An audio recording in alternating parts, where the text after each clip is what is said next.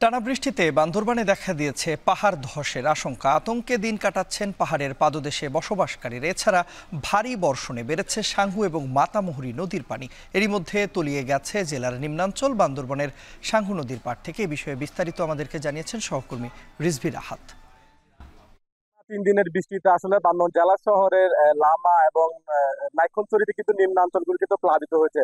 গতকাল বৃষ্টি হওয়ার পর থেকে কিন্তু শহরে যে সাঙ্গু নদী বা মাতামুহুরী নদী আছে কিন্তু পানি বৃদ্ধি পেয়েছে। তো আসলে যারা পাহাড়ের পাদদেশে বসবাস করছেন তাদেরকে কিন্তু সরিয়ে ফেলার জন্য জেলা প্রশাসনের পক্ষ থেকে কাজ চলছে। আমাদের জেলা প্রশাসক শাহ মুজাহিদ্দিন আমাদেরকে যেমনটা জানিয়েছেন, আসলে পাহাড়ের পাদদেশে যারা বসবাস করছে তাদের জন্য বা বন্যা প্লাবিত মানুষের জন্য কিন্তু 214টি আশ্রয় কেন্দ্র খোলা হয়েছে।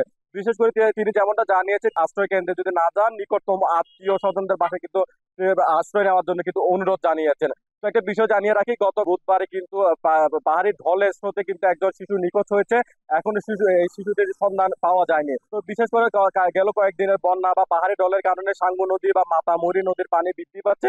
এখনো পর্যন্ত 214টি আশ্রয় কেন্দ্র প্রস্তুত গ্রহণ করা হয়েছে। আশ্রয় কেন্দ্রগুলোতে কিন্তু মানুষ ছুটে আসছেন। তো এই ছিল আমার কাছে বান্দরবান থেকে সবশেষ তথ্য।